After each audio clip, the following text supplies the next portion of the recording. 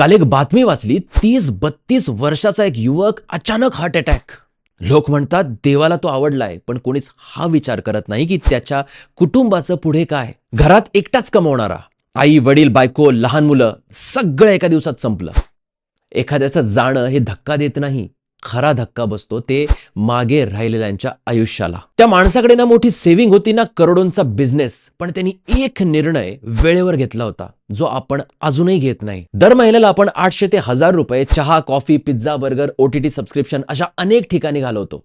पण हाच खर्च कुणाच्या तरी आयुष्याला करोडोंचा आधार देऊ शकतो. फक्त फोन इन्शुरन्स घेतो, बाईक कार तर कंपल्सरी आहेच, पण स्वतःच्या आयुष्याचा इन्शुरन्स नेहमी आपण नंतरवर का ठेवतो? भविष्य हे सांगता येत नाही, पण आपल्या कुटुंबाचं भविष्य सिक्युअर करणं हे आपल्या हातात आहे. म्हणून नंतर ठरवू नका, आत्ता ठरवा. आत्ता बेस्ट टर्म प्लॅन घ्या आणि आपल्या कुटुंबाचं भविष्य सुरक्षित करा. पिझ्झा नंतरही खाता येईल, पण आयुष्य